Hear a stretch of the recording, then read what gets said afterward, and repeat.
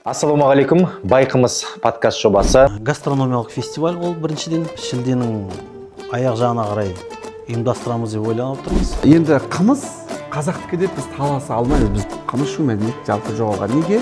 Өйткені оның орнына басқа сусындар келді, арақ келді, немесе жаңағы пиво келді. 99 жылы жаңағы ол кезде Қарағанды облысында жарық станциясына мен ең бірінші бөтелкеге құйылған қымыз шығардым. Жаңа туған балаға бие сүтін беруге болады. Қымыздың құрамында спирт бар. Ананың сүтінде құрамында спирт бар да, бірақ ол спиртпен мына арақтағы, пиводағы спирт мүлде ұқсамайды. Егер сіз күнделікті 200 грамм қымыз ішетін болса, ол дәрі.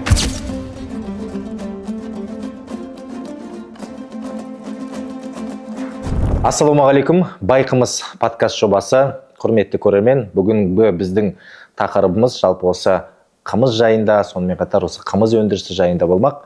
Эфирде мен жүргізуші Әділ Орынбасарұлы және де Жұмажан Қалтаев ағамыз, осы Астанадағы iEvent KZ компаниясының басшысы және де осы байқымыз жобасының авторы, сонымен қатар бүгінгі біздің қадірлі де құрметті қонағымыз, жалпы осы кәсіпкер, экономист, Қазақ ауыл шаруашылық университеті мен болашақ бағдарламасы бойынша Германияның Штутгарт қаласында білім алған, жылқы шаруашылығының экологиясы мен экономикасы тақырыбында зерттеу жүргізген, экономика ғылымының докторы, Қымыз ғылыми зерттеу институтының директоры Айтуған Мұқашев мырза. Айтуған аға, қош келдіңіз. Қош көрдік. Қош келдік.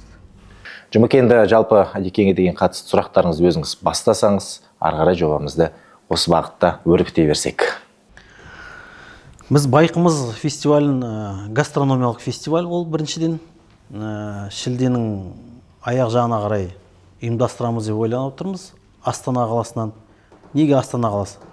Астана географиялық орталық. Сосын қымыз өндірісі дамыған облыстар бар бізде. Жезқазған, Қарағанды облысы, Семей, Павлодар, Көкшетау, Қостанай жақын орналасқан. Ертең қатысушыларымызға да ыңғайлы. Енді Астана болғасын біз бір жағынан туризмді дамытамыз деп ойлаймыз. Туристер келу керек Астанаға. Сол мақсатпен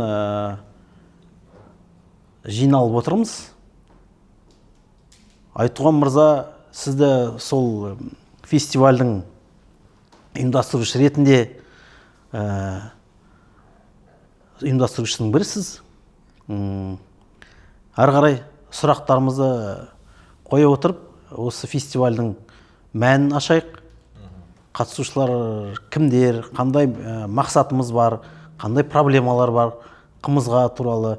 Қымыздан басқа біз жылқы көрмесін, жылқы аукциондарын өткіземіз ол жерде. Жылқыға байланысты көрмелер, ат абзелдері. Солсын, мысалы, бүгін Саяхат мырзамен сөйлестік. Ет дайындайшылар, ыстап дайындау, сүрлеп дайындау. Бүкілі сол фестивальға жиналады. Ол жерде өздеріңіз елестетсеңіздер, бапталған қымыз, балғымыз, асауғымыз, мына жақта жылқының сүрленген еттері,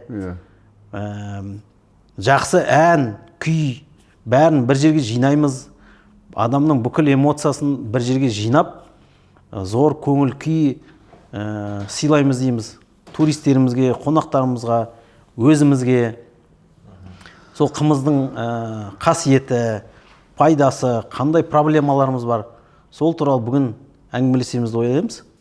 Енді бұл алғашқы рет бұйырса арқа жерінде Астанада өтейін деп жатса, алдағы уақытта кім біледі, бәлкім барлық республиканың қалаларында да өңірлерде өткіземіз. И ойлағанымыз, мысалы қырғыздар келсе, башқұрттар келсе, Алтай жақты, Алтайдың әр жағындағы біздің өзіміздің қандастарымыз келсе, бұл енді уже халықаралық фестиваль, гастрофестиваль деп ойлаймыз. Болады деп ойлаймыз. Болашақ зор дейміз. И сұранысқа ие болады деп ойлаймыз. Айтуған мырза, жалпы өзіңіз осы қымызды зерттеп жүрсіз, жаңа Жұмекеңді айтып жатыр ғой. Googleға қымыз жайлы жазатын болсақ, өзіңіздің ат жөніңіз шығады. Себебі ол енді өзіңіздің еңбегіңіздің арқасында жалпы осы жоба жайында өзіңіздің ойыңызды бірінші білгіміз келеді. Жалпы жоба жайында жәкеңдерден естіп мен шын айтқанда қуандым. Бардық, біз оның алдында бір кездестік, әңгімелестік деген сияқты. Әр баста бір ой ғой, дегенмен әркім әртүрлі жаққа жүреді. Бірақ бұл өте үлкен бастама деп мен ойлаймын. Егер бұл белгілі бір деңгейде биыл өтетін болса, биылдан кейін ол тұрақты түрде мемлекеттік деңгейде өтетін үлкен жобалардың бірі болады деген сенімдемін. Себебі жаңа ғана айтып жатырмыз ғой, негізі осы әңгіменің барысында бұл ауданаралық сайыс, облыстық сайыс, соны республикалық сайысқа кеп, жалпы Қазақстан ішінде қымыз өндіріп жатқан адамдардың деңгейін көреміз деген ой. Жаңағы әрбір жақта жасалынып жатқан өте жақсы қымыздар бар, дәстүрлер сақталыныпты. Солардың барлығымыз біле бермейміз ғой. Өзіміз маңайымыздағыны ғана танып білуіміз мүмкін да. Сондықтан сол алыс түкпірлерде, ауылда жатқан, жаңа қолынан бал тамған бармақтарынан мықты қымыз баптаушы адамдардың барлығы бір ортаға жиналатын болатын болса, біздің негізгі қазір қымыз ішудегі немесе қымыз жасаудағы мәдениеттің жоғалуын анықтаймыз да, оны қалай деңгейге көтеріп, немесе қалай арттыруға болады, болашақта қымыз күнделікті сұраныста болатын бір жағынан, екінші жағынан сұранысқа қамтамасыз ете алатындай мүмкіндік болатын жауаптар табамыз деген ойдамыз да. Ал егерде осы жобаның аясында біз басқа ұлттардан, жаңа айтып жатқан сияқты башқұрлардан, қырғыздардан, немесе Алтайдың ар жағындағы бауырларымызда келіп отыратын болса, шынымен бұл халықаралық жарыс болатын болса, жалғыз бұл жақ емес. Негізі қымызды Чехияда істеп отырған адамдар бар, Германияда да істеп отырған адамдар бар. Олар жалпы қазақ дәстүрін білмейді ғой. Бірақ өздерінше сол бие сүтінен жасалынған өнімдер ретінде істеп отырған адамдар бар да. Қолдарынан келгенше. Олар да келіп, бәлкім бізден үйренер. Анау айтады ғой, ойбай, патент неміске кетіп қап деген әңгімелер бар мысалы да. Неге ондай әңгімелер шықты? Осылардың барлығы анықталып, негіз нүктесі қойылады деген ойдамын да. Сонда енді қымыз қазақтікі деп біз таласа алмаймыз. Біз ұлттық сусын деп айтамыз ғой. Жалпы мен ұлттық сусын дегенге қарсымын. Себебі бұл қазақ ұлтына ғана тән емес қой. Ол барлық түрік халықтарына тән. Жаңа қырғыздар болсын, былай қарай кеткеннен кейін Түркияда түріктер ішпей кетті демесе, қымыздың не екенін біліп, бірақ соны сағынып аңсап ішетіндер де бар. Одан кейін қанында бар ғой. Иә. Одан кейін қазір мысалы біз Түркиямен осы мәселеде жұмыс жасап жатырмыз. Одан кейін екінші бір нәрсе, басқа түрік халықтар бар ғой енді, Ресей жерінде отырған жаңа башқұрларымыз болсын, татарларымыз болсын, олардың барлығы да білет. Бірақ бұл қымыз ішу мәдениеті негізінен жоғалған. Қымыз ішу мәдениеті жалпы жоғалған. Неге? Өйткені оның орнына басқа сусындар келді, арақ келді, немесе жаңағы пиво келді деген сияқты сыра келді. Энергетиктер бар. Иә, әртүрлі энергетикалық сусындар келді, сонымен қымыз шеткеріліп қалды. Ал шындығында қымыз дегеніміз негізі қымбат өнім емес, сапалы өнімдердің бірі да. Ал біз сапасыз өнімдерді ішу арқылы әртүрлі ауруларға тап болдық. Сондықтан егерде шынымен біз жаңағы денсаулығымыз мықты болсын дейтін болатын болсақ, біздің өзіміздің ата-бабамыздан қалған ағзамыздағы тағамдармен тамақтануымыз керек. Сол кезде бізде ешқандай ауру болмайды. Ал қазір қандай дәрігер болсын, менің сөзім жоққа шығармайды, біздегі болып жатқан аурулардың негізгі дерлігі біздің ата-бабамыз ішіп жемеген тамақтарды ішіп жегеннен басталынған. Мысалға біреу айтайын, бананда Б витамині бар дейік, алмада А витамині бар дейік, олардың бар екеніне ешқандай талас жоқ. Бірақ мәселе, сол витаминді біз сіңіреміз бе, сіңірмейміз бе? Мәселе осы жерде. Біз қандай да бір жаңадан тамақ ішетін болатын болсақ, оған бірінші біздің асқазанымызда фермент қалыптасу керек. Егер оған фермент қалыптаспайтын болса, ол дүниеден біздің ішіміз жүреді, немесе жаңағыда улану процестері жүруі мүмкін да. Ал сонда банандағы бар нәрсе, ол бананды өмір бойы жеп келе жатқандар оны 100% қорыталады. А бізде фермент қалыптаспағаннан біз жеген бананымыздың 10%-ын ғана қорытамыз. Айналып келсеңіз, тіпті мынандай салыстырмалы түрде көруге болады. Оңтүстікте тұратын қазақтардың алма жеуі мен солтүстіктегі қазақтардың алма жеуін салыстырыңызшы. Өте төмен деңгейде. Себебі бұл қолында тұрғаннан күнде жейді, оның әкесі жеді, әкесінің әкесі жеді деген сияқты, олда фермент қалыптасқан, оны ол қабылдай алады және іздеп тұрып жейді. Ал енді солтүстік жақтағылар оны анда-санда бір көреді. Баяғыда мен достарыма қалжыңдайтын, Бізде солай ғой. сенде де алма өсе ме? Мен айтамын, бізде алма өседі, картошка деген деп. Сол сияқты нәрсе ғой, ол табиғатқа байланысты, біздерде ол нәрселер өспегеніне байланысты біз оған қалыптасқан жоқпыз. Ал енді біздің, мен туып өскен жерім Қарағанды облысы болатын болса, қазір ол салқынды, суықты жер болғаннан кейін, ол жақтағы адамдар негізінен етпен жаңағы сүтті молырақ пайдаланған. Оңтүстікке қарай бұлар жеміс, көкөністерді көбірек жейді, ет өнімдерін азырақ тұтынады да. Себебі ет өнімін тұтыну үшін де табиғи нәрсе ғой, күн суық болатын болса етті көп тұтынасың да, күн жылы болса ет тұтыну азаяды. Сондықтан енді кейде айтып жатады, ойбай ет жаңағы жылқы етін харам деп айтады екен, жылқы етін арабтар жемейді, жылқы етін түріктер жемейді дейді да. Жемейді емес, ол осы Қазақстанға келіп 1-2 жыл тұратын болса, жемек түгілі сұрап кететін жағдайға барады. Қазақша сөйлеп кетеді ғой. Иә. Неге десеңіз, мысалы, сіз Арабияда тұрып, немесе Түркияда тұрып, шынымен жылқы етін жей алмайсыз. Мысал ретінде мен сіздерге айтайын, иә. Біз қыстыгүні қанша мөлшерде жылқы етін жейміз? Жазғы күні ондай мөлшерде жылқы етін жей алмаймыз. Неге? Даладағы күннің өзі 40 градус ысып тұратын болса, сен ана жылқы етін жеп алатын болса, ішің тағы да қызатын болатын болса, адам ауырып қалу мүмкіндігі бар да. Қой бар ғой, қой. Иә, соған байланысты, мысалы, жылқы еті жазда тұтынбайды. Көбінесе да аз мөлшерде ғана тұтынады. Қыстыгүні жылқы етін жемесең, арқаның аязына шыдап жүру мүмкін емес та. Осы мәселелерде бұл енді айтқанда дұрыс тамақтану мәселесін алып келеді да. Енді өкінішке орай бізде Қазақстанда тағамтану ғылыми зерттеу институты өзінің жұмысын белгі бір деңгейде жүргізе алмады деп ойлаймын да. Академия питания ма? Иә. Өйткені себебі біз не ішіп жеуіміз керек, біздің жаңағы тамақ рационымызда не болу керек екенін мемлекеттік деңгейде солар беру керек еді да, сырттан келетін дүниелерге шектеу беруіміз керек еді да. Совет үкіметінің кезінде не, біз апельсин жеуге мүмкіндігіміз болмады ма, банан жеуге мүмкіндік, анасын жеуге мүмкіндік болмады ма? Болды ғой. Бірақ Совет үкіметінің бір стандарттары болды, көп нәрсе кіргізген жоқ. Өз ішіндегі. Соған байланысты сол уақыттарда адамдардың арасында да ауру болған жоқ. Ал бірақ қалай біздің шекарамыз ашылды 90 жылдан кейін, бізге неше түрлі нәрсе кірді. Біз қолымызға ақша түсті, елдің ала алмағанын алып, желе алмағанын жедік дедік. Бірақ өкінішке орай біздің табиғатымызда, біздің ұлтымызда жоқ аурулармен ауырдық та. Қазір бірде-бір сау адам жоқ. Егер менің алдыма келіп, мен 100% саумын десе, ол адам дұрыс емес деп есептеймін да. Робот. Ал қазақта сөз бар осыған, керемет айтылған. Ауыр астан, дау қарындастан дейді да. Сонда ауыр астан деген не нәрсе? Сенің тамағың қандай болады, сенің денсаулығың сондай болады деген сөз да. Сонда біз жаңағы күнделігі өзіміздің тамағымыздан күнделікті етті азайтқаннан кейін, қымызды, айранды, шұбатты жоғалтқаннан кейін біздің уже денсаулығымыз ақау бере бастады. Енді өзіңіз ойлаңызшы, сіздің әкеңіз 100% денсаулығы мықты болған кісі, содан әп-әдемі болып сіз тудыңыз да. Бәлкім қоршаған ортаның басқа нәрсенің әсерінен сіз бір 70%-ға саусыз, 20-30%-ға ауырасыз да. Енді одан кейін сіздің ұрпағыңыз қандай болуы мүмкін да?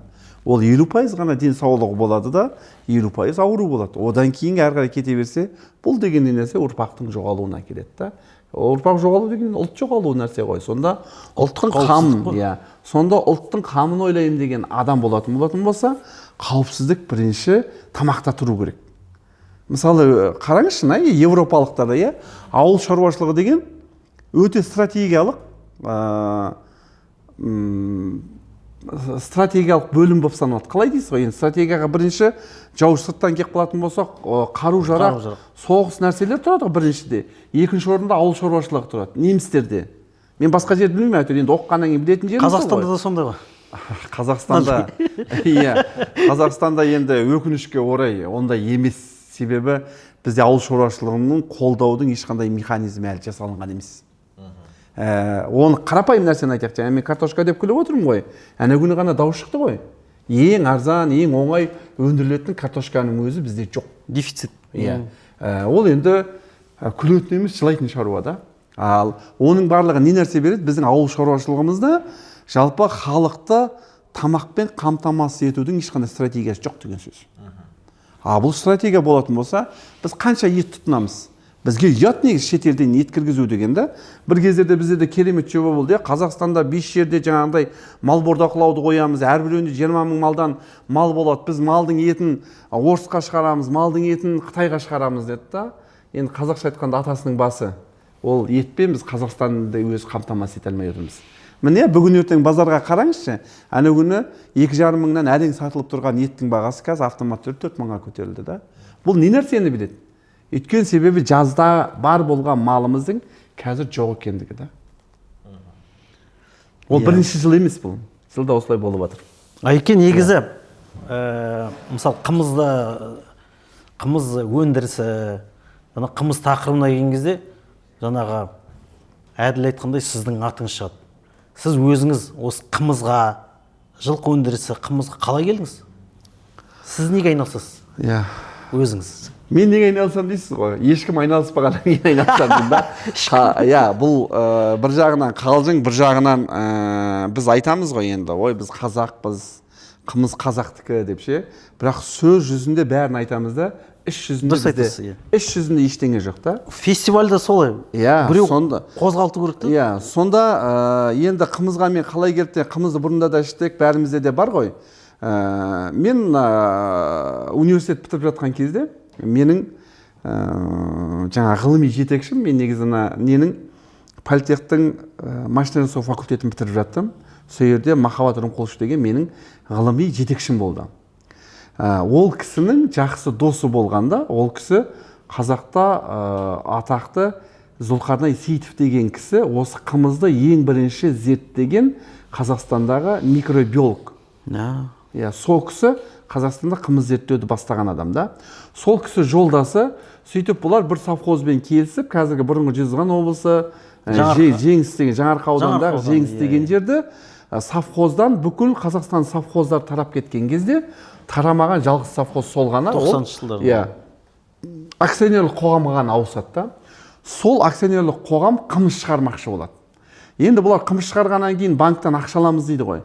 Банктан ақша аламыз дегенде бизнес план жасаймыз дейді. Енді айналып келген кезде жаңа Зұлқарнай Сейітов деген сол Жеңіс ауылына барып, ол жақтағы қазақтар қыстыгүнде қымыз ішті ғой. Кәдімгі орысша айтқанда қымыз консервировать еткен. Қазір де ішеді ғой. Иә, қазір де ішеді. Сол кезде енді мысалы 90-шы жылдары басқа өңірлерде болмаса да жаңағы Жезқазған өңірінде болған. Сол нәрсені ғылым ретінде барып зерттеп, шынымен қымызды сақтауға болатынына көз жеткен. Қымызды 10 айға сақтау патентін жасаған кісі. Содан ол кісі айтады ғой, міне менің патентім бар, мен бұны өндіріске берем, енді осы сақталынатын қымызды өндірісте шығарайық деп. Сөйтіп оның инженерлік жобасын жасайды ғой, қымыз қалай құйылады, олар қалай пісіледі деген сияқты. Өйткені себебі күбіде отырып пісетін емес қой, бұл уже өндіріске өткеннен кейін механикаландырылу керек. Анау бір жерде күніне үйде жарайды 100 литр, 200 литр істесек, ол бір қиын шаруа емес. Олар 10 тонна шығарамыз деді да, күніне 10 тоннаны шығару үшін олға еді механизм болмаса, адамның күші жететпейді. Соған байланысты жаңағы Махаббат Рымқұлович соның несін жазады, механикасын жазады, технологиясын. Сөйтіп маған айтады, мынаның экономикасын есептеу керек. Сен экономистсің ғой, сен ана неде оқып жүрсің, мен сол кезде. Сізге неге сізге? Өйткені себебі ол кісі жаңа менің жетекшім, менің аграрлық университетте сол кезде параллельно экономика оқып жүргенімді біледі. Соған байланысты айтты, мынаның экономикалық бөлімін сен жаз, өйткені себебі сен технологияны түсініп отырсың. Осының экономикасын бізге жазып шығарып бер деп. Содан мен сол кісілерге көмектесіп, жаңа 10 тонна қымызды шығарудың бизнес жоспарын жасап беремін.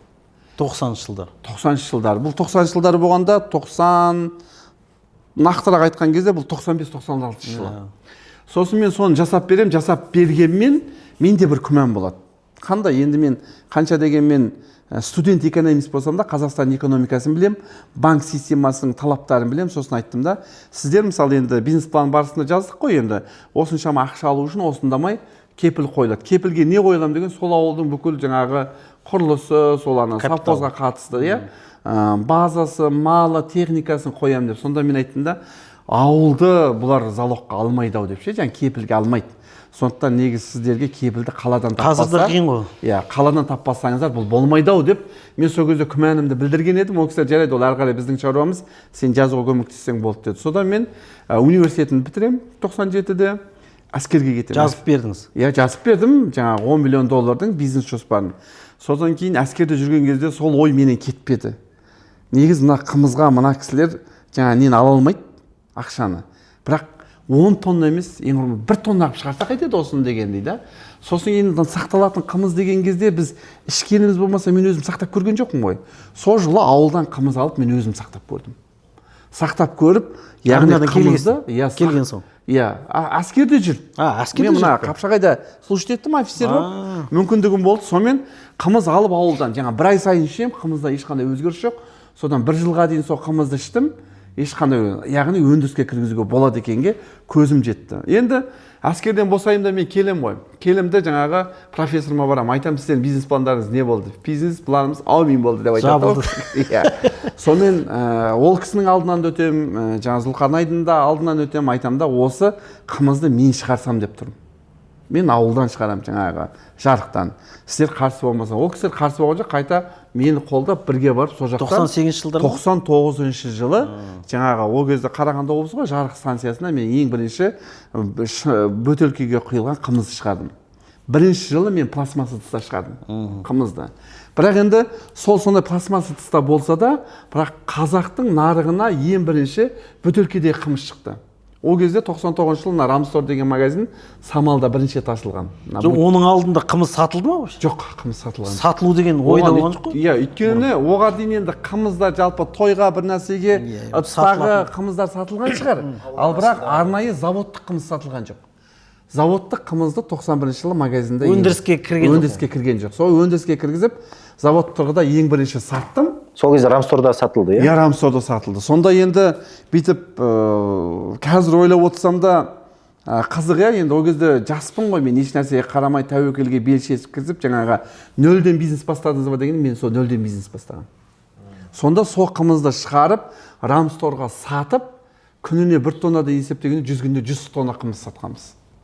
Сөйтіп мен жаңа елден алған қарызым жауып, өзім өндірісім өзіме қалды. 1 жылдың ішінде былай жатқан кезде мен тапқан табысым сол болды да. Сіз 1 жылда уже табысқа шықтыңыз? Иә, 1 жылда емес, 3 ай ғой. 3 айда ма? 3 айдың ішінде. Сонда жаз айында. Жаз айында. Содан барып мен түсіндім, жалпы қымыздың керек екен. Бірақ осыны шығаратын кезде де адамда бір нәрсе болады ғой. Біз балалармен футбол ойнайтынбыз. Сол кезде неге бәстесеміз, 1 жәшік пиво әкелеміз деп. Сонда ойлайтын, мен өзім пиво ішпеймін. Бірақ футбол жақсы ойнаймын. Сосын ойлаймын да, мен ойнаймын, терімнен бірі пиваны басқа біреулер ішеді. Неге осыны қымызға ауыстырмасқа деп. Соны енді экономист ретінде жазған кезде менде ой болды ғой, егерде ауылда бірінші жылқы малы көбейетін болатын болса, сүт көбейеді. Сүт көбейсе қымыз көбейеді. Қымыз көбейсе қымызға деген сұраныс болады. Өйткені біз неге қымызға сұраныс жасамаймыз? Біз қалаған кезде қымыз шик десек, оны таппаймыз. Ал егер пиваны сен 24 сағат қаласаң, түр-түрімен тұр да, сондықтан әрине олар ішіледі, энергетикалық сусындар ішіледі да. Ал біз бір нәрсені іш деп айту үшін оған альтернатива жасауымыз керек та. Біз сен қымыз, сізге қымыз десем, мен айтуым керек. Астанада ана жерден ішесің, Қарағандыда ана жерден ішесің, Алматыда өшіріп ішесің деп нақтысын айтып берсем, сіз сол кезде барып ішесіз да. Ал ол жоқ болатын болса, сіз қайдан ішесіз? Осы нәрсені келтіру үшін бұл өндіріс ретінде болу керек екен ғой деп ой келді. Сонда ойладым, бірінші ауылда жылқыны көбейтем, екінші адамдардың барлығы жұмыс жасайды, үшінші елдің бәріне қымыз ішкізем деп ше. Енді төртінші жарға түсінікті ғой, денсаулықты ретке келтіреміз деген сияқты да. Осындай мақсатта мен қымызды бастап кеттім. Жақсы шықты. Сол 99 жылдың аяғында мен үздік кәсіпкер болдым. Одан бірінші елбасымыз Нұрсұлтан Назарбаевпен кездестім. Сол кездегі нәрсе, мысалы, менің болашақ стипендиясына қатысып баруыма түрткі болған нәрсе сол да. Сосын барып енді ол кезде бәріміз ауылдан өскенбіз, ойладық қой, болашақпен оқи алмаймыз деп. Бірақ Құдайға шүкір мүмкіндік болды, барып Германияда оқып келдім. Неге Германияны таңдадым деген кезде, сол кезде қарадым. Технологияның барлығы негізінен Германияда шығады. Сосын екіншіден мәселе, бір нәрсе қозғайды ғой. Мен оқу бітіріп атқан жылы енді көп оқыдық қой, емтихан тапсырамыз деп. Сөйтіп газетте де қарап отыратым, сол кезде Социалист Қазақстан деген газет болатын. Одан Егеменді Қазақстан болды ғой. Сол Социалист Қазақстанның 91 жылы қай нөмір екенін білмеймін, мен енді бір архивтен қарау керек. Сонда Совет үкіметінің ғалымдары Германияға барыпты деген бір нені оқып қалдым да мен енді ол кезде. Германия өзі, мақаланы өздері енді ғана ашылып атқан кездер ғана, екеуі бір-біріне қосылып. Сол мақалада Совет үкіметінің ғалымдары Германияға барып, не үшін барыпты дегенде, жаңағы зерттеу институтын ашпақшы деген да. Осы мақала менің есімде қалып қойған. Енді қараңыз, ол 91 жылы есте қалған нәрсе. 99 жыл жаңа қымыз тағызда менің алдымнан шықты емес пе? 99 жыл қымыз шығарғанда ойладым. Осы нәрсені яғни мен істеуім керек деп та. Сонымен жақсы қымыз шығардық. Қымыз шығарғаннан кейін Германияға бардық. Германияға барғанда түсіндім, о жақтарда шынымен 40 жылдан бері жаңағы немістер шығарып жатыр. Енді ол тарихы бар ғой, енді сіздерді оқыған шығарсыздар, көрген шығарсыздар. Неміс осы жақта тұтқында болады. Туберкулез ауруының ең соңғы стадиясы дейміз ғой, сода болып, мынау енді адам болмайды, өледі деп қан құсып жатқаннан кейін бұның қолына құжаттарын береді да, боссын кете бер Германияға деп шығарып салады. Бірақ неміс ол кезде Германияға кетпек түгілі жүруге шамасы келмейді ғой. Ветеринар болған кісі ма? Иә, артынан ол ветеринар болған. Сөйтіп ол тұтқын ғой енді ол кезде. Содан олар жаңағыдай не тұтқында болғанда, бос тұтқында болғанда ауылға шығып тамақтарын тауып үшін кісілерге көмектесіп ғой. Сөйтіп көмектесіп бір үймен танысады. Сосын түрмеден шыққаннан кейін сол үйге келеді ғой, әрең дегенде еңбектеп. Сол кезде айтады, біз міне енді жайлауға шығайық деп жатырмыз, сен бізбен жүр дейді. Енді ода басқа нәрсе қалмайды, аттың үстінде отыра алмайды деп атқа байлайды да. Қай жерде өлем деп жатыр ғой. Иә, жайлауға алып кетеді. Жайлауға алып кетеді да, бұны 3 ай бойы қымыз ішіп келген адам күзде жайлаудан қайтқан кезде оны ешкім танымай қалады. Туберкулезден өледі деген адам мынандай болып, жаңағыдай қолында документі бар, ол тұрмайды ғой, бірден Германияға кетеді. Германияға барғаннан кейін де ол кісінің тарихын енді мен барғаннан кейін іздеп тауып алдым ғой. Барып іздеп қарасам, ол кісі 96 ма 97 жылы қайтыс болып кетіпті. Мен 99-да барып тұрмын ғой. Сосын бірақ ол жерде күйеу баласы мен қызы бар екен. Олар маған тарихын бәрін айтып берді. Қарасам 40 жыл тарихы бар, шаруашылық деген өздерінің кішкентай бір қағазда несі бар екен да, мақаласы. Соны оқып сұрап білдім, қалай болды деп. Сонда ол кісі соғыстан қайтқаннан кейін барады. Барғаннан кейін ол кезде ауыл шаруашылығы жақсы дамиды ғой 50 жылдары неде Германияда. Сол кезде бұл малдаргер болып оқиды екен жаңағы заветнерді. Сөйтіп келіп малдарды бәрін қарап жүреді.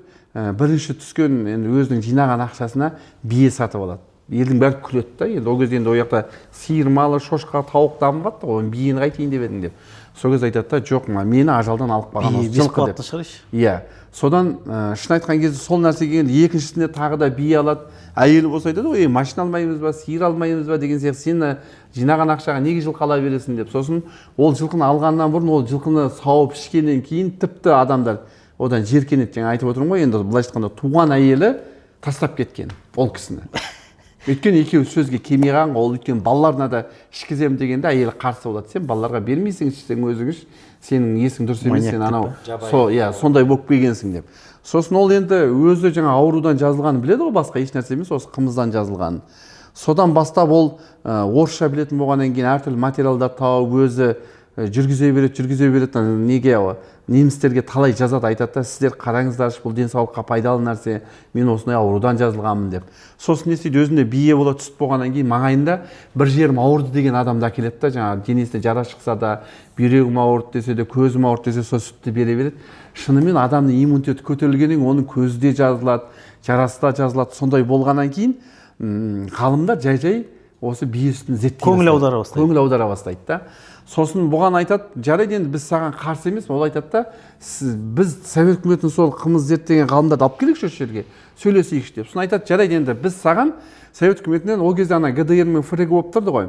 Бұл жаңа Штутгарттың маңайында болғанда ФРГ-да болған, ФРГ Германиямен қатыспайды, ана ГДР-мен қатыспайды. А Совет үкіметінен шақыра алмайды.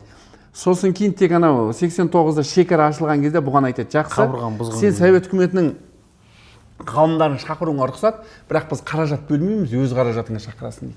Содан бұл өзінің жинаған қаражатына Совет үкіметінен 5 ма 6 ма ғалымды шақырады. Кеп солар жаңағы конференция жасайды, аударады, түсіндіреді. Сонымен шын айтқанда немістер бірінші рет мойын бұрады шынымен бие. Сосын бір 2-3 ғалымдар алып зерттей бастайды. Сосын бұны күйеу баласы жаңағы несінің жобасын жазады. Содан бұл кісі мен білген кезде бұда 200 жылқы болған. Сол кезде. Сол кезде. Енді 200 жылқы деген Германия үшін өте үлкен. Бай екен ғой. Көп болған. Содан мен жаңа университетке бардым ғой. Сол университетке барған кезде оларда тақырыбымен осы болғаннан кейін мемлекет ақша бөлген екен. 9 миллион евро осы ғылыми жұмысқа.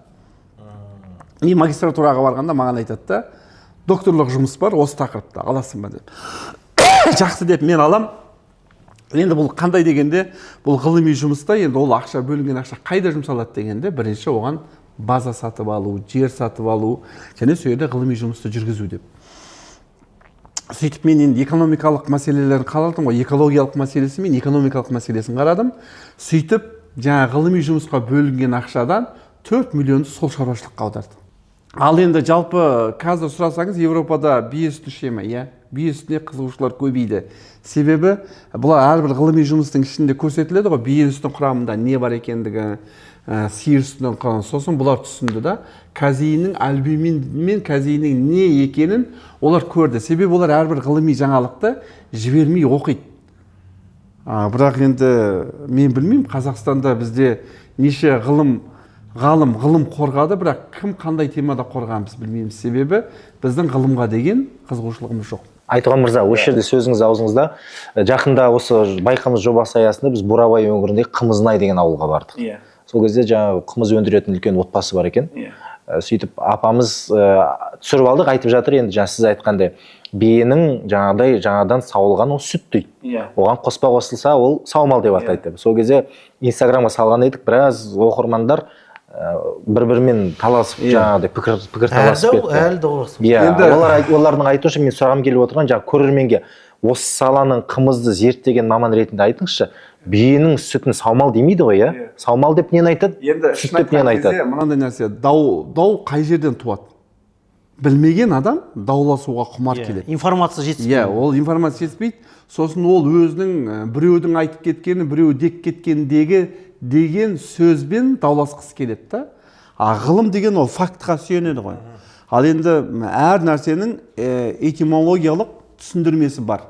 Сол мәселеге келетін болсақ, сүт дегеніміз ол сүт. Ол сиырдың сүті, биенің сүті, түйенің сүті, ешкінің сүті. Ол сауылды ма, ол сүт. А саумал деген бұл процесс. Қандай процесс дейсіз ғой? Кешке қорға биенің сүті құйылған кезде, осыны бір араластырған кезде, бұл бірінші процесске өтеді ғой. Химиялық процесс өтеді. Химиялық процесске өткен кезде бірінші ашу. Бұны саумал дейді. Ал енді ол 6 сағаттан кейін, бәлкім 12 сағаттан кейін дайын болғаннан кейін ол қымыз болады. Ал енді қымыз дайын болғаннан кейін ол 1 түнеме, 2 түнеме, 3 түнеме қымыз деп әртүрлі атауға кете береді. Және оған мейіз қосады деп жатырмыз, қазы қосады деп жатырмыз, жал қосады, осыған байланысты, дәміне байланысты, күніне байланысты оған әртүрлі атаулар бере береді. Сүтке қосылатын қорды неден жасайды? Қор сол дайын болған қымыздың 70%-ын алып, өздері ішуге пайдаланғанмен 30%-ын қорға қалдырады. Сонда қор дегеніміз ол қымызды сүтке қосқан кезде саумал пайда болады. Иә, саумал пайда болады. Сонда бұл қор деген негізгі орысша айтқанда закваска, ашытушы. Табиғи ашытқы ғой енді біздерше айтқан кезде. Мысалы, қымызымыз қазір фонды болып тұр ғой. Иә, мысалы, қымыз дайын болды ғой. Сіз соның мына бір 30%-ын алып қаласыз да, 70%-ын ішіп тастайсыз. 30%-ы қор болып тұрады енді, қор деп айтады ашытқысы. Сосын осыған әкеп, тағы да 70% сүт құясыз, соны араластырасыз. Со 1 сағаттың ішінде бұл саумал. Иә, оны көбінесе біздерде үлкен кісілер, ашығымыз іше алмайтын тағы басқа нәрселер болғанда, көбінесе қымыздан көрі саумал ішкенді жақсы көрген, кешке жақын. Жуас қымыз деп қояды, қазір сол саумал. Ал ертеңінде ол дайын болғаннан кейін таза қымыз. Ал енді бие жаңадан сауылады, оның сүтін бірден ішсе ғана пайдалы, біраз уақыт өткеннен кейін пайдасы қатты жоқ болмайды дейді. Оған не дейсіз? Енді бұл нәрседе адамдардың жаңағы ғылымға немесе бір нәрсеге толық мән бермеуінде. Иә, шынымен мысалы, егер де сіз биені сауып алдыңыз, иә? Сауып алып оны ашық ыдыста қалдыратын болатын болсаңыз, ол күн сәулесінің түсуіне байланысты, немесе басқа қоршаған ортаның микробтарына қосылуына байланысты процесске өтеді да, мына сүттің қышқылы көтеріледі. Сүт ашымайды, сүттің қышқылы көтеріледі. Кислотность деген нәрсе басқа да. Солға байланысты, иә, ол 10-15 минуттың ішінде сіз ашық ыдыстағын ішпейтін болсаңыз, оның қышқылы көтеріліп, ол зиянды болуы мүмкін да. Қышқылы көтерілген кейін қышқыл зиян. Ал егер таза сүт емес. Ал енді сіз биенің сүтін сауып алдыңызда, оны ешқандай қоршаған ортаға араластырмай, аузын жартылап бекітіп, салқын жерге қойып қойсаңыз, оны қанша уақыт қойсаңыз да ол тұра береді. жаңа Европадағы сатылатындар ол сондай деңгейде білінбейді. жасайды. сауады ғой. Оның Вакууммен немен кетеді? Ашық жоқ. ол бастапқы кезіндегі жағдайымен сақталып тұрған жағдай бірдей. Бізде сатылмайды ондай. Жоқ, біздерде ол сатылмайды. Өйткені адамдар ол технология жоқ. Технология әкеммен әлі ешкім іске асырған жоқ. Енді осылардың барлығын Алла қаласа біз жүйеге қойып, көрсетіп, білдіртпек ойымыз бар да. Себебі жаңа ел уже саумал деп айтып кетті ғой, бие сүтіне дегенде сұраныс бар. Қазір көбіне қарасаңыздар, неге бізде қазір нарықта қымыз жоқ?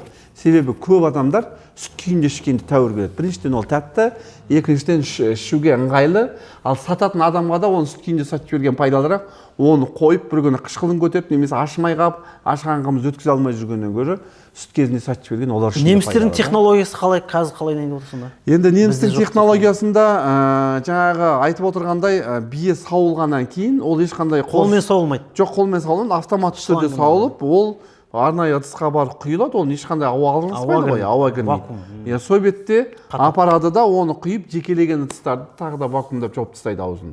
Сонда оны салқын жерде тұра беретін болса, ол білінбейді, еш несі көтерілмейді, қанша уақытқа болсын сақталмай береді. Айке, сіз енді қымызды ғылыми жағынан, экономикалық жағынан, экологиялық жағынан білетін мықты мамансыз. Енді ол сүт, біз айтамыз, биенің сүті, сиырдың сүті, биенің сүтінде құрамы қандай, ешкінің сүтінің құрамы қандай, қайсы пайдалы, денсаулыққа қалай әсер етеді? Сосын ашып айтсаңыз. Сұрағыңыз енді орынды дейміз бе? Мынандай нәрсе, өзі сүт екіге бөлінеді. Альбумин тобы дейді, казеин тобы дейді. Альбумин тобына жататын сүт ол ананың сүті, биенің сүті. Қалған сүттердің барлық казеин тобына жатады. Енді альбумин деген не, казеин деген не деп сұрасаңыз, мысалы, биенің сүтін өзіңіз қарапайым тексеруге болады. Биенің сүтін бір стаканға құйып қоясыз, сиырдікін құйып қоясыз. Сосын бір күн өткеннен, 2 күн өткеннен кейін жаңа су бөлінеді ғой, бәрібір сүттің, қандай сүттің болсын су бөлінеді. Сосын соны қайтадан араластырсаңыз, биенің сүті сол бастақта сұйық қалпына қайтып келеді. Сиырдың сүті ол үйіп айран болып қалады. Сонда мынау үйімайтын бастап қалпына келетін нәрсені альбумин деп айтады да, үйіп қалатын нәрсені казеин деп айтады. Қыста сақталуы да осы құрамына байланысты ма сонда? Жалпы негізі мына жылқы сүтінің жаңа альбумин болғаннан кейін альбуминнің пайдасы өте көп қой. Енді өздеріңіз ашып қарасаңыз, альбумин мен казеиннің да, казеиннің зияны көп. Мысалы, жаңа туған балаға бие сүтін беруге болады. Бірақ сиыр сүтін, түйе сүтін, ешкі сүтін бере алмайсыз. Шикі түрінде? Сосын тағыдан альбумин мен казеин айырмашылығы не дегенде, жылқы сүті негізінен шик пайдаланады. Қалған сүттердің бәрін пісіп пайдаланасыз да. Осы жерден айыруға болады альбумин мен казеинді. Екіншісі, жаңа туған балаға айтып отырмыз, ананың сүтін ғана бере аласыз, бие сүтін ғана бере аласыз. Ешқандай пісірместен, басқа да бір өңдеуден өткізбестен. Ал енді сиыр сүтін, түйе сүтін басқа нәрселерді 2-3 айдан кейін ғана бермесеңіз, жаңа туған балаға бере алмайсыз. Себебі баланың асқазанына барған кезде ол үйді да, сосын бала демаламай өліп қалуы мүмкін. Сол үшін бие сүтін, сиыр сүтінде, немесе ешкі сүтін, түйе сүттердің барлығын біріншісі пісіреді, екіншісі оны жеңілдетіп барып бір технологияны өткізіп қана береді да балаға. Немесе 2-3 айдан кейін баланың организмі әртүрлі нәрсе қалыптасқанда. Ал енді осы альбумин деген нәрсе не десеңіз, альбумин деген нәрсе адам ағзасындағы иммунитетті көтеруші. Енді айтады ғой, неге ойбай қымыз ем, биенің сүті ем, саумал ем деп айтады да, несімен ем деп сұраса, ешкім айта алмайды. Осы жердегі мәселе дәрумендер көп дейді. Дәрумендер көп деп. Сонда бұл бие сүтінің құрамындағы болатын жаңа 40 түрлі макро элементтер дейміз ғой. Солар негізінен витаминдерге жаңағы бай, салыстырмалы түрде. Бұл қандай? Мысалы, биенің сүтіндегі С витамині, ана сүтіндегі С витамині 40 есе жоғары. С витамині сиыр сүтінде бір 15-20 өлшемде болатын болса, басқаларда одан да аз да. Ал енді D витамині деген нәрсе бар. D витамині мысалы ана сүтінде де өте аз мөлшерде кездеседі да, бие сүтінде өте көп мөлшерде. D витамин деген Астанада D витамин жетіспейді ғой. D витамині жалпы әлемде жетіспейді. Нәрсе дейсіз ғой. Мысалы мына европалықтар әсіресе D витамин деген негізі адам табиғаттан тек күн сәулесінен ғана алады.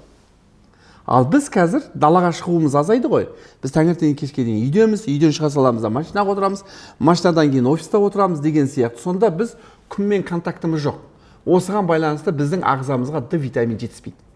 Ал D витамин тек бие сүтінде бар. Ол екінші не нәрсені береді деген, мысалы әртүрлі витамин ол сиырдың сүтінде де басқада да бар да. Бірақ жаңағы кальцийдің немесе фосфордың организміне сіңу үшін D витамині керек. Ал жылқы сүті неге сіңімді болады, неге адамның иммунитетін тез көтереді дегенде бұда D витамині бар да. Осы D витамині организмға басқа да жолмен келіп жатқан жаңағы кальцийді, фосфорды барлығын сіңіреді. Сөйтіп адамның иммунитеті көтеріледі. Адамның иммунитеті көтерілгеннен кейін қандай да бір аурулар жазылады. Сіз мысалы сол кезде біреу айтуы мүмкін да, мен осы қымыз ішкеннен көзім жазылды. Немесе айтады, менің денемдегі жара кетті. Мына буын қақсайтын еді, саумал ішкеннен кейін жақсы болдым деп ше. Бұның барлығы не нәрсе береді? Ол тек адам ағзасындағы жаңағы иммунитетті көтереді да, иммунитет көтерілгеннен ағзада жетіспеушілік нәрселерді ретке келтіреді. Мына жерге жетпей жатқан жаңағы кальцийіңізді апарады, көзге жетпей жатқан фосфорыңызды апарады, немесе миға жетпей жатқан магнийіңізді апарады деген сияқты осының барлығы организмда жиылып тұрған витаминдердің неге іске қосылуына саумалдың әсері өте жоғары. Мысалы D витамин, С витамин, басқа жеміс жидектер де бар. Мысалы шетелден келетін, банан да болуы мүмкін, жаңағы апельсин. Оны да біз жейміз. Осылай қалай болады сонда? Енді мынандай нәрсе бар да, адам ағзасында әрбір келген витаминді немесе адам ағзасына түскен дүниелерді қорытатын асқазанда фермент деген нәрсе бар. Осы фермент, мысалы, айтады ғой, ойбай, ет жемеңдер түнде жататын кезде. Ол деген осындай зиян деп айтады да. Мысалы, қазақ үшін ет жеудің ешқандай зияны жоқ. Өйткені себебі біздің ағзамызда сол фермент етті 100% қорытады. Етті қорытып қана қоймайды. Еттегі әртүрлі микробтар бар ғой, солардың бәрін де қорытып жібереді. Себебі соған қатысты антибиотик та бар да. Сол ғасырлар бойы қалыптасқан. Ол біздің геніміздағы бар нәрсе. Ал енді біздің геніміздағы дүниені біз ішпегеннен кейін, қазір біздің генімізде ауытқулар басталды. Денсаулыққа зиян. Денсаулықтағы ауытқудың біріншісі не нәрсе? Бұл аллергия. Сіз аллергия болсаңыз, білу керек. Сонда аллергия деген нәрсе ол бірінші дабыл денсаулықтың қағатыны. Ол сіздің көзіңізді ауыртама, мұрныңызды бітірткізе ма, мен білмеймін, денеңізді қыштама, өтелі аллергия пайда болады. Бұл деген сіздің ағзаңызға витамин жетпей жатыр деген сөз да. Қандай витамин жетпей жатыр? Біз мысалы оны анықтап біле алмаймыз ғой. Осыған байланысты біздің ішіп жеп жатқан дүниеміздегі витаминді біз ала алмаймыз. Жаңа сіз айтып отқан алмадағы витаминді, апельсиндегі витаминді, банандағы. Екінші бір нәрсе мынандай да.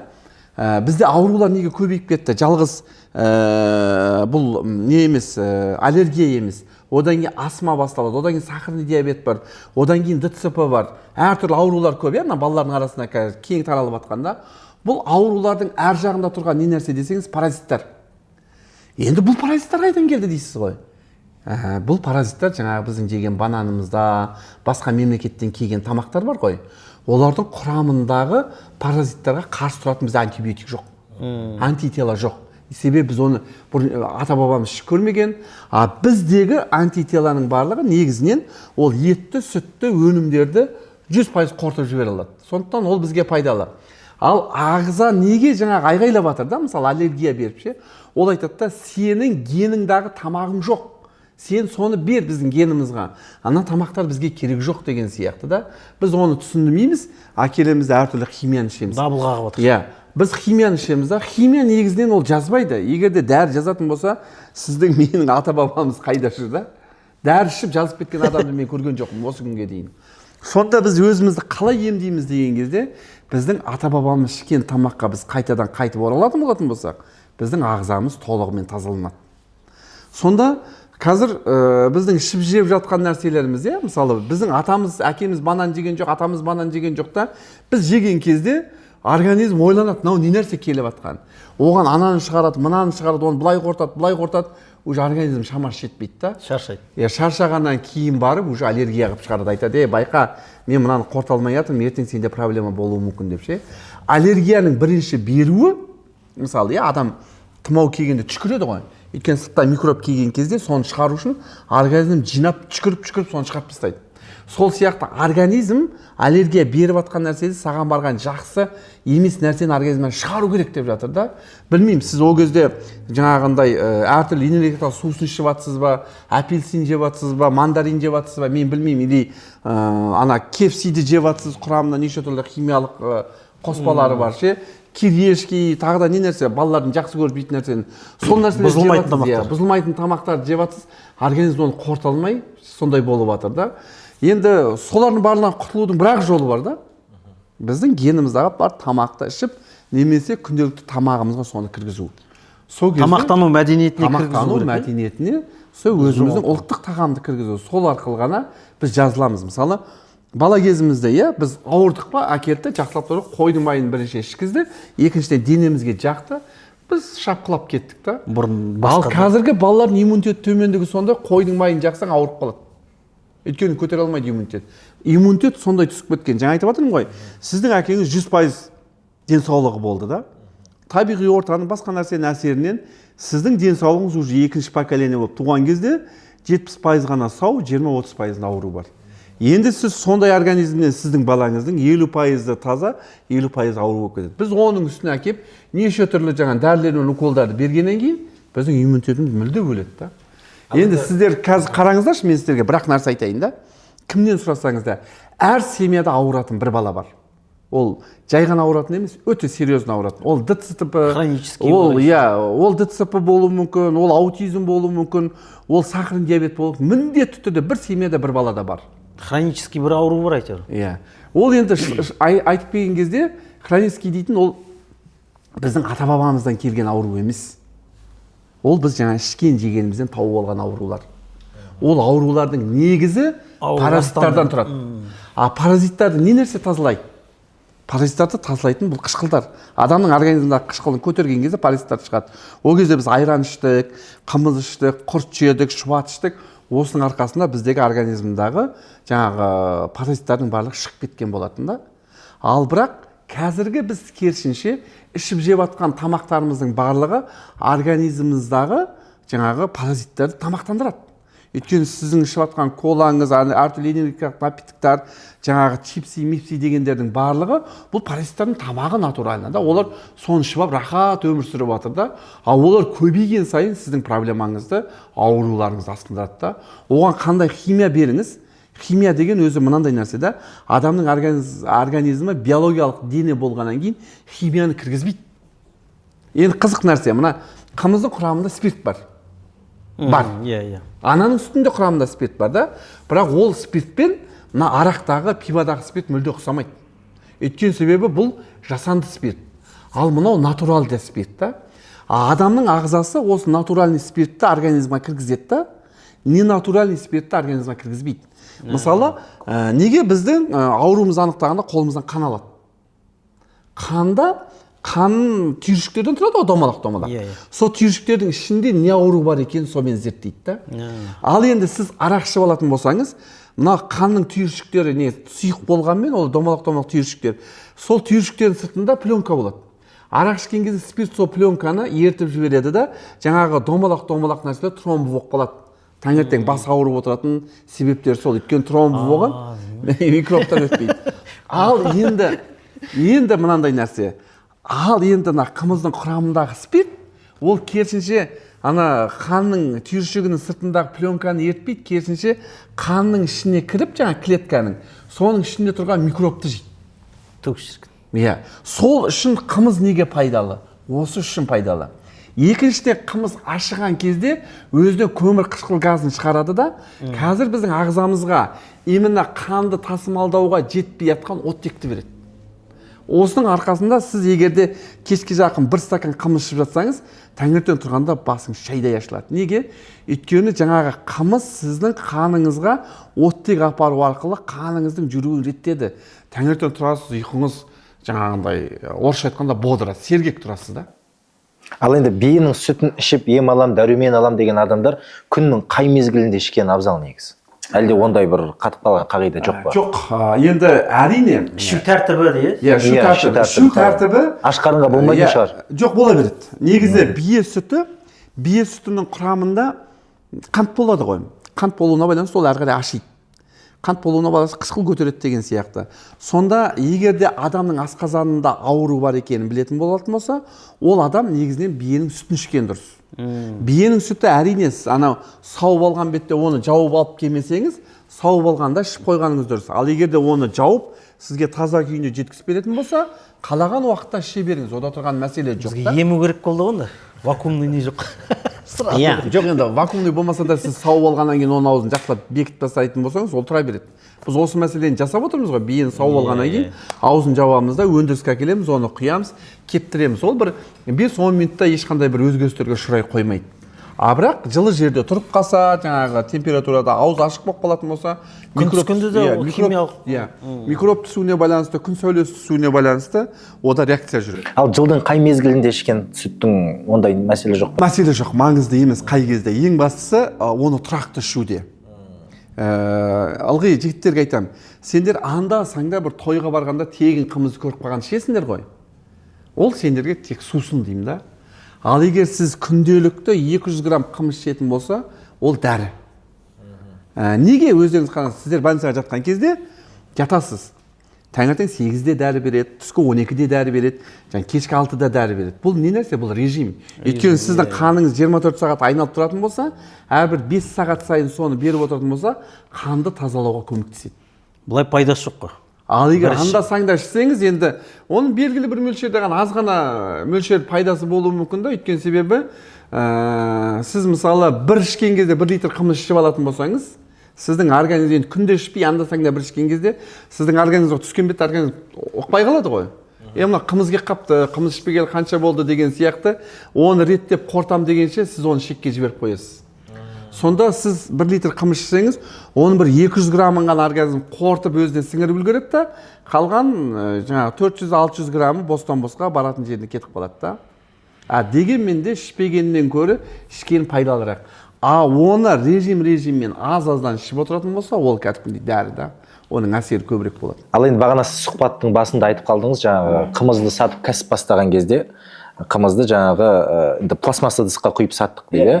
Енді сол кезде де ол бір өзінің дәрумен жоғалтып алатын шығар, жалпы шыны ыдысқа құйған дұрыс. Ол мынандай нәрсе болды, енді өндіріске бірінші келген кезде ғой, және ол кезде Қазақстан ішінде ешқандай шыны бөтелке жоқтын. Сосын кейін мен тек тапқаным осы, енді көріп жүрген нәрсеміз сол болды ғой, мен ыдысқа құю керек дегенде осыны үретін аспабымен алған нәрсем сол болды да, сонымен апарып қымызды пісіп, осы бөтелкеге салып саттық. Енді бір тексеруге деп мен алып қалғандарым болды. Ол қымыз күнделікті кеткеннен кейін адамдар енді қаншама уақытта ондай өндірісте көрмегеннен кейін ана магазинде бірінші рет көрген бәрі ішіп, оның дәміне басқа нәрсеге бір мән бере қоймады. Ондай бір адамдардан ойбай ана қымыздың ішкен дәмі бұзылыпты деген әңгіме болған жоқ. Себебі қаладағының көбі қымыз ішейік деп қымыз ішті да, оның дәмі солай болу керек деп ойлады бәлкім. Және де ол бір 10 күн, 20 күннің ішінде бір өзгеріске бермейді. Ал бірақ ол бір айдай уақыт тұрғаннан кейін барып, мына бөтелкенің жасалынған пластмасс бөтелке бар ғой, соның құрамындағы әртүрлі дәмдерді өзіне тартады. Не үшін газ сияқты болып кетеді ол, содан ба? Газ сияқты болып кетпейді, ол дәмді тартқан кезде ана қымыздан басқа бір дәм шығады. Өйткені себебі жаңа айтып жатырмыз ғой, бұл альбумин тобына жататын болғандықтан бұл өте нәзік. Мысалы сіз қымызды холодильниктің ішіне, тоңазытқыш ішіне қойып қойыңызшы, сойылып тұрған балық, ет, басқа нәрселердің бүкіл дәмін өзіне тартып алады. Өзі қымыз сондай нәзік нәрсе да.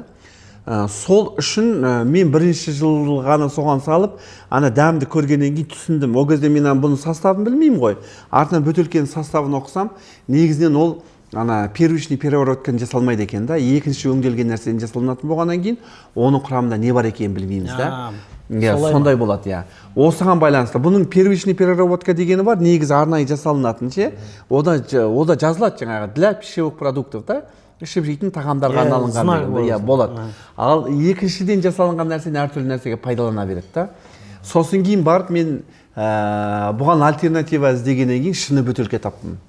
ана Қарағандының пиво заводының олар бір 4 жыл шынын пайдаланады екен де, бір формасын 4 жылдан кейін оны өндірістен шығарып екінші форма қояды екен де, түрін өзгертіп отырады екен. Сол кезде ана бірінші жылдағыларын олар алып неге сындыруға заводқа жібереді екен де, сонда айттым, осыны маған сатыңыздаршы, мен сіздерден алайын деп, сол бөтелкені алып соған жаптым. Шынымен шыны бөтелкедегі сақталынған қымыздың несі мүлде бөлек. Пластмасс бөтелкеге сақтауға. Күн көзіне Егер мүмкіндігі бар, тікелей күн көзіне қоюға болмайды дегеннен кейін мен шынының жасыл немесе қоңыр түрін пайдаландым. Ақ түрін емес та. Қорғау үшін да. Күн сәулесін тіке күн сәулесін түспесін дегендей да. Салқын жерде тұрғанда оның әсері жоқ. Бірақ та шыныдағы жақсы.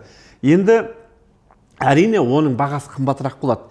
Егер тері тыста сақтасаңыз, ағаш тыста сақтасаңыз, қымыздың сақталуы мүлде күшті болады да. Жаңа бір ағаларымыз айтып кетті әңгімеде. Қымызды пластмассызда жасап жатыр деп. Неге қазір біз жақсы қымыз іше алмаймыз? Себебі қымызды жасап отырғандардың көбі жууға, алып жүруге ыңғайлы болу үшін көбінесе пластмасс бөшкелерді пайдаланады. Пластмасс бөшке, пластмасс бөшке негізінен қымызды демалдырмайды. Қымыз негізінен демалады. Өйткені ол процесске түседі ғой. Ал енді ол терінің ішінде тұратын болса, терінің тесігі бар, демалады. Ағаштың тесігі бар, демалады да. Сол үшін ата-бабамыз ақымақ емес қой. Неге күбіде, неге сабада істеді? Пластмасс болған жоқ қой кезде. Сондай нәрсе. Мысалы, мына ыдыстың өзін көріп отырмыз ғой, мынаған біз бір ретте құйып пайдаландық қой. Осының ішкі жақтаулары қағаз. Жоқ, қағаздың ішіне негізінен пластмасс қаптау жасаған. Өйткені мына қағазға слой болады. Мынаны қазір біз ішіп отырмыз ғой, бұл неге одноразовый деп айтылады? Бір-ақ рет пайдаланасыз.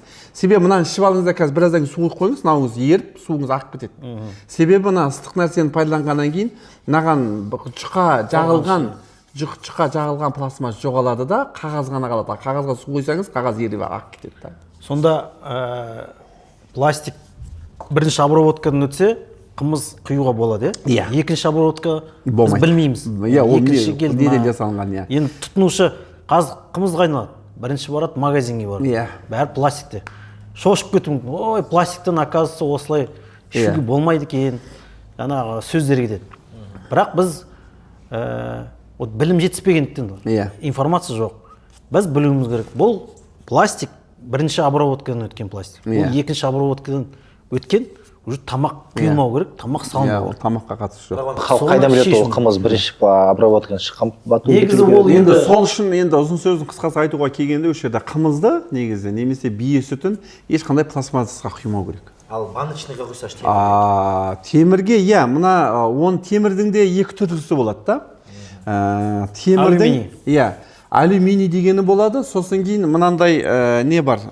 Сіз қарайсыздар ма, мына сүт соқтарды құйған кезде мына қағаздың ішінде сол фольга сияқты нәрсе болады да. Яғни оған құюға болады. Оған құюға болады.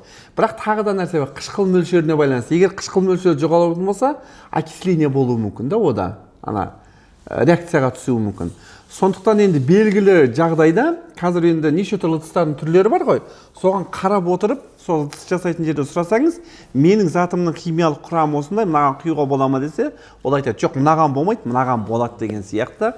Сондықтан енді қазір бұрынғыдай емес қой, альтернативаға көп негізі қымызды құйып шығаруға болатын ыдыстардың да. Мен өткен жолы тағы да бір қарап келдім, жаңа пластмасс дегеннен шығады. Жаңа сыралар бар ғой, банка сияқты да, бүйтіп ашып пайдаланатын. Сондай шығаратын жерінен көрдім, қарасам, жаңа осы тамаққа арналынған пластмастан жасалынған екен да. Яғни оған қымыз құюға болады деген сөз да. Сосын кейін мына мысалы сыраның да белгілі бір мөлшерде қышқылдығы бар. Сыра құюға болатын ыдыстарға, яғни қымызды да құюға болады деген нәрсе да. Әрине енді абзалы шыны болса ағаш ыдыс, тері ыдыс да. Бірақ енді ағаш ыдыс терісін жасалу қиын болғандыққа байланысты ол қымбатқа түсіп кетуі мүмкін. Торсыққа құйып. Сондықтан қазіргі жағдайда біз бір ай, 2 ай көлемінде ішіп қоятын қымызды шыны ыдысқа жасай берсек болады. Осы кезде башқұрттар жарайды. Молодцы, Себебі башқұрттың қымыздары әрдайым қараймын, дүкенде сөреде шыны ыдыста тұрады. Енді шын айтқан кезде башқұрттың Қазақстандағы жүрген қымызы қымыз емес. Солай. Ол ешқандай бейісті жоқ оның құрамында. Қымыз емес деген емес. Балғымыз деп қызықтырып қойып қояды ғой. Оның барлығы алдамшы нәрсе. Құрамын, дәмін татқаннан ақ білеміз. Қазір мысалы сіз маған қымыз әкеліп беріңізші. Мен қымызды ішіп отырып айтамын да, бұл қандай ыдыста жасалынды. Және неше күнгі сүт. Қалай келді сізге? Иә, қалай келді. Сосын қандай ыдыспен алып келдіңіз, қандай ыдысты аштыңыз, қандай ыдыспен алып келдіңіз, мен оны біле аламын да. Өйткені осыны. Екіншіден, қымызды ішіп отырып мен сізге айта аламын да, мынау күбіде ысталынған ба, ысталынса жаңағы тобылғыда ма, әлде киік отына ысталынған ба, немесе мынау Арқаның қымызы ма, Шымкенттікі ме, әлде Кегендікі ме айтып бере аламын. Себебі қымызды осыншама уақыт біз татып келгеннен кейін, бар жақтың дәмін білгеннен кейін оны айта аламыз да. Әрбірден соң қымызды мен ішем деген адамдардың барлығы осыны білу керек. Ендеше қай өңірдің қымызын ішуге кеңес бересіз? Қымыз, барлық өңірдің қымызы іше беруге болады. Мәселе қалай дайындалды. Жеген шөбіне де байланысты шығар. Жеген шөбіне байланысты болғанда енді бұның қышқылмен ашу мәселесінде болады жеген шөбіне байланысты, иә. Мысалы, мына осы Жетісу өңірінің қымызын Арқаның қымызындай ашыта алмайсыз. Себебі Арқаның қымыздың ашуындағы күш беретін нәрсе бүйірдегі жаңа біздің көдеміз, жусандарымыз. Ал енді оңтүстік өңірдің жылқылары негізінен мына таудың жайылымында болады ғой. Шалғын шөпті жегеннен кейін, оның құрамында су мөлшері көбірек болғаннан кейін қышқылданбайды. Иә, қатты ашымайды деген сөз. Жұмсақ болады. Содан болады. Бірақ ол жұмсақ болғанмен оның қышқылы көтеріліп кетеді. Ашу көтерілмейді, қышқылы көтеріледі. Ал қышқыл мен ащы екі түрлі нәрсе. Біз соны ажыратпаймыз. Көбіне халық ащы қымыз дейді, ащы емес, ол шындығында қышқыл қымыз. Ал ащы қымызды сапырып отырып ашуын басып алуға болады. Екіншіден жаңағы ащы қымыз бар ғой. Ащы қымызға жаңа мейіз қосу арқылы, қаз қосу арқылы сапырған кезде ашу түседі. Негізі қымызды сапырып отырып пайдалану керек қой. Бізде өкінішке орай айран ішкен сияқты іше салады да қымызды. Оны кәдімгідей сапыру керек. Сапырғанда қандай процесс болады? Оның ішінде керемет процесс жүреді. Қандай процесс жүреді деген кезде мына тұрғаннан кейін бұлар тұнады ғой. Тұнған кезде биологы бар, витаминдер бар, бұлар бір-бірінен бөлінеді. Оны сіз шайқай салғанда ол араласпайды. Тағы да екінші нәрсе бар. Мына қазақта күбіні пісу деген нәрсе бар. Жаңа біз айтып отырмыз ғой, бие сүтін біз піспей пайдаланамыз, сиыр сүтін пісіріп пайдаланамыз деп ше. Пісу деген нәрсе неден шыққан? Пісу деген дүние пісіру деген нәрседен шыққан. Сіздер өздеріңіз көресіз, бала кезінде көп пістіңіздер, иә? Неге пісті деп ойлайсыз? Иә, сүтті әкеп құйғанда шамамен 25-28 градуспен құяды. Иә? Сіз оны піскен кезде ол процесс жүреді, ол процесс жүргенде бұл 40 градусқа дейін көтеріледі. Пісіп қойып қояды ғой айналдырып. Сосын ба күбін ұстап көріңізші. Күбі жып-жылы болады, 40 градус жылы болады да. Сонда 40 градуста бұл қымыз піседі. Пісу деген нәрсе, пісіру деген. Иә, пісу деген нәрсе, ол пісіру деген нәрсе. Егер де ол піспесе, ол піспейді, ол ашымайды деген сөз да. Біз енді бүгін қымыздың қасиетін қалай ішу керек, қандай ыдыста пайдалану, сақтау керек. Біраз өзіміз осы отырған адам білімімізді көтерді деп ойлаймыз. Біз енді семьямызды қорғай аламыз. Біз қаруымыз бар, біз білімдіміз. Пластикке қараймыз, бутылкадан ішкіміз келеді. Сосын сапыру процесі, пісіру қымызды. Енді біз ертең қымызды күнделікті пайдалану мәдениетін кіргізіміз келеді. Бұл популярный болу керек бізде. Енді сіз экономист ғалым ретінде біз енді мұнайымыз бар, көміріміз бар, жер астымызда байлығымыз бар. Жылқыға байланысты қандай экономикалық әлеуеті бар экономикамызда? Мысалы, басқа мал шаруашылығымен салыстырған кезде жылқы шаруашылығы өте тиімді. Себебі жылқы 12 ай өз аяғымен жайылып семіреді. Сондықтан жылқы еті басқалармен салыстырғанда арзан болу керек. Ал енді қымызы сәл-пәл қымбат болса да болады, себебі жылқы аз сүт береді. Енді экономикалық мәселеге келетін болатын болса, бұны сұраныс туындап тұру үшін өндірістік бағытқа қарай жылжуымыз керек. Себебі адамдардың бәрі қымыз сақтай алмайды ғой. Ол сақтау мәселесінде әртүрлі өнімдерді өндіру. енді экономикада диверсификация деп айтады бұны. Сонда біз жалғыз мына сүт күйінде немесе қымыз күйінде ғана сату емес, одан әртүрлі заттар жасау. Мысалы, көп адамдардың қолы жетпейтін болғаннан кейін біз осы сүтті неміс технологиясына кептіріп арқылы капсуламен жеткіздік. Қазір біздің анау Америкаға дейін сатылып жатқанымыз, Германияға дейін, Түркия, Қытайға жіберіп жатқан дүниелеріміздің барлығы осы капсула түрінде. Себебі бұл алып жүруге де, пайдалануға да өте пайдалы. Оның сыртында біз қазір сабын жасап отырмыз, шампунь жасап отырмыз, мысалы, душ гель дейді ғой, жуынуға арналған гель. Оның сыртында Кореямен косметика жасап отырмыз да. Бұл бізге не әкеледі деген кезде, мысалы, сіз айтып отырған мұнайға, $1 салсаңыз мұнайға, $1 ғана табасыз. Бәлкім одан аз табасыз, себебі сұраныс азайып жатыр. Ал енді қымызға салынған $1, ол $5-дан $25-ға дейін әкеледі. Экономикалық. Экономикалық жағынан бұл пайдалы. Егер де экономикасын санайтын болатын болсақ, әрбір үйде 5 жылқыдан сауған болатын болса, ол жылына өзінің шығынын есептемеген кезде бір жылқының өзі $4,000-5,000 дейін пайда келеді. Ал біз болашақта өндірісті егер бізде дамытатын болатын болсақ, жаңа сабынымызды экспорт жасасақ, шампуньды, косметиканы экспорт жасайтын болатын болсақ, бір жылқыдан $25 дейін пайда түсіруге болады бір жылда. Корея, мысалы, косметикадан ВВП-сы ең үлкен келетін косметиканың екен. Оларда мұнай жоқ, мимен жұмыс істеп отыр. Осы нәрсе маған қызық болды. Экономикасы дамыған, сол Кореяны қарадым ғой. Машина жасайды, телефон, әртүрлі нәрселер жасайды. Қай жағынан көбірек пайда келеді десек, косметика сатудан 37% пайда кіреді екен да, кірісі. Сонда ол деген өте үлкен нәрсе да. Сонда бұл жерде не жатыр деген косметиканы кім шығармай жатыр. Бірақ та бұлар ғылыми түрде шығарады, жаңалықты көп ойлап табады. Соған байланысты өз-өздерін дәлелдеген соң, оған сұраныс көп та. Сондықтан енді жылқы өнімдері экономикалық пайдасы өте жоғары. Қандай адам өзінің үйінде қолында ұстаса да, 1-2 жылқы, бір семьяны жай ғана асырайды. Себебі оның шығымы, мына күнделікті орта есеппен 5 литр сүт беретін болса, биенің 1 литр ғана оны ішіп жеуіне кетеді, 4 литр сіздің пайдаңызға қалады да. Біз енді кәсіпкер жылқы ұстап отыр. Ол қазір қымыз ішуге, сосын етке ғана дайындап, пайданы аз көріп отыр да. Біз енді мына басқа әлеуетін көрсетсек, ашып көрсек, ол сіз айтып отқан жаңа өндіріске көштік деген сөз.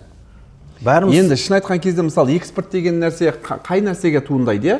Бәлкім біздің қымызымызды біреу сұраныс жасамауы мүмкін, сүтке сұраныс жасамауы мүмкін, бірақ жаңа сабын, шампунь, тағы да басқа, мысалы шоколад шығарамыз деп отырмыз, йогурт, балмұздақ бар. Оның барлығына сұраныс болу міндетті түрде. Және де мына жаңағы біздің жасайын деп жатқан шоколадымыз, немесе йогуртымыз, немесе жаңа балмұздағымыз, бұл мысалы қант ауруына тәтті жеуге болмайды ғой. Ал биенің сүтінен жасаған нәрсені жей беруге болады. Оның зияны жоқ. Себебі оның калориясы өте төмен да. Сол фестивальдің ұйымдастыру, жаңа біз айтып отқан, өткізу, ол осы қымыздың экономикаға әсері, денсаулыққа әсері. Енді көтеруге. Сіздердің жаңағы осы ұйымдастырып отырған, сіздердің және біздердің осы ұйымдастырып отырған фестивальдің, былайша айтқан кезде, берер көп деп ойлаймын. Ғылыми жағы бар. Сіз айналысыз. Бұда ғылыми жағы бар. Қандай нәрсе? Бұл енді егерде неғылмайтын болатын болса, қазірдің өзінде 11 мемлекеттен бізге осы ғылым сүтпен бие сүтімен айналысып жүрген, қымызбен айналысып жүрген ғалымдар келеді. Шақырамыз. Солардың аузынан естиміз. Мысалы, мына кісі бүйректі қалай емдегенін айтады, мына кісі бауырды қалай емдегенін айтады, мынау жүректі қалай емдегенін айтады да. Сонда яғни біздің көзіміз жетеді адамның барлық ағзасын қымызбен емдеуге болатындығы жайында да. Сонда енді өзгенің жаңағы қаңсығын таңсық қылмай, өзіміздің дүниемізді бағалауға көрсетеміз. Қолда бар алтынның қадірі жоқ болып тұр ғой қазір. Осыны біз халыққа көрсетсек, ел осыны көрсе, және бұл ақпарат олардың іштеріне тарайтын болса, біздің де сеніміміз артады да. Біріншіден, жалпы ғалымдарды оятуымыз мүмкін. Себебі қымыз жалпы әлі зерттелінбеген үлкен бір дүние. Ол мен мысалы айтып отырсам қазір өзімдегі мен экономист қанамын. Мен экономикалық жағын ғана айтамын мүмкін да. Бұның технологиясы бар, бұның биотехнологиясы бар, бұның медицинасы бар да. Қаншама ғалымнан, қанша жағынан кеп, қаншама жаңалық ойлап табуға болады да. Ал қымызды қазақтікі деп сөзбен айта берудің ешқандай пайдасы жоқ. Біз бұның өндірісін көрсете алатын болсақ, қалай жасау мәдениетін көрсете алатын болсақ, қалған халықтардың бәрі мойындайды. Мына түркі халықтарына тән қымыздың негізгі иесі қазақ екен деп айтады да. Сонда ғана біз сосын айтып дәлелдеп көрсете аламыз. Фестиваліміздің, ниетіміздің дұрыс екенін толық аштыңыз. Шынында да ертең ғалымдар келсе шетелден келіп, біз шетелден келіп бізге айтса ғана біз көнеміз ғой негізі. Шетелден шығып Димаш сияқты шетелге баруымыз керек, сосын барып жұлдызға айналуымыз керек те. Енді ғылыми жағында бір қозғалуымыз керек қой. Міндетті түрде. Ұйықтамауымыз керек. Жаңа біз ұйықтап жатқан кезде патентімізді алып қойыпты деп. Осы жерде тағы бір айта кететін нәрсе да, бір нәрсе айта кетейін. Мен бір айта кетейін деп тұрған нәрсем, осы 3 жыл ма 4 жылдай біз сол косметика жасайтын ғалымдармен қарап отырып, бие сүтіндегі коллагеннен арнайы мына бетке жасайтын маска таптық та. Енді ойлап шығардық, былайша айтқанда. Алла амандығын беретін болса, осы 8 март қой, әйелдер мерекесіне байланысты сол біздің Қазақстанға кірмекші да. Бұл да енді бір жаңалығымыз да, себебі бұған сұраныс өте көп болатынына сенімдіміз. Сонда бие сүтінен жасалынған өнімдерге деген сұраныс артатынына. Ертең фестиваль аясында да соны көрсетеміз, ашып көрсетейік. Ғылыми жағынан, экономикалық жағынан. Соны пайдаланған адамдар да өздерін көрсетеді. Мен болғанда мынандай болғам деп ше, бұны тұтынғаннан кейін мынандай болдым деп. Жылқы өндіретін адам білу керек қой, қай жағынан бай, ет жағынан, ішу жағынан ғана емес, мынау басқа акасы, сұраныс көп, басқа мемлекеттер. Бұл енді дамиды деп ойлаймын. Жаңағы экономика деген, мен экономикада қорғанда, мен тақырыбым негізі былай болғанда, экология und экономический эффекті des сферде цух дейді немісше. Қазақша айтқан кезде бие жылқы өнімінен қалтықсыз өнім өндірудің экономикалық және экологиялық тиімділігі. Сонда біз қазір ет пен сүтті ғана айтып отырмыз ғой. Жылқының терісі керемет тері. Ол табиғи бір өңделінген тері да. Жылқының жалы деген адамға қаншама энергия береді. Мысалы, сіз қысты күні қандай аязда келе жатасыз, жылқының жалынан беріп тұрған ол кәдімгі пеш сияқты, сіз аттың үстіне ешқашан тоңбайсыз. Себебі мына жалдың бір-біріне үйкелгендегі беретін жылу ол 30-40 градус та. Ал енді қазір біз мына синтетикалық матрастарда жатырмыз ғой. Синтетика керісінше адамның бойындағы энергияны өзіне тартып алады. Адам таңертең тұрғанда шаршап тұрады. Ал егер біз сол синтетиканың орнына қыл қоятын болатын болса, қазір енді мен кірісіп жатырмын, осы менің басына. Сол қыл адамға керісінше энергия береді. Сіз 8 сағат жатып матрастан шаршап тұрсаңыз, қыл бар матрасқа 4 сағат ұйықтап тұрып жүріп кете беретін жағдай артесіз. Онда қазақтың көбеюіне әсер етеді. Оның пайдасы зор. Жай жатпайсың ғой, жай жатпайсың. Сондықтан енді оның сүйегінің өзі қандай нәрсе де, жылқының сүйегінің өзіндегі бізге жетпей жатқан жаңағы фосфор, кальцийларымыз алатын мүмкіндік бар да. Әрине бұл не нәрсені біздердің қажет етеді? Бірінші, ғылымға қызығатын жастарымызды өсіруге, бірінші. Екінші, сол өнімдерді біз шығарып, және оның экспорттық әлеуетін арттыру мәселесі да. Енді фестивальді ертең жасаймыз деп отырмыз. Қатысушыларға не айтасыз? Сосын біз қалай анықтаймыз? Енді осы фестивальға қатысушыларға және көрермендерге мен айтқым келетін нәрсе, сіздер әр нәрсеге ғылыми тұрғыдан қарауға тырысыңыздар. Балаларыңыз білімді болатын болса, ол ғылым жасайды. Ғылым деген жаңалық. Жаңалық деген өндіріс. Өндіріс деген экономика. Біз сол кезде ғана бай, қуатты бола аламыз да. Сондықтан сіздер жаңағы қолдарыңыздағы бар алтынның қадірін біліңіздер. Дұрыс айтасыз. Енді қалай анықтаймыз?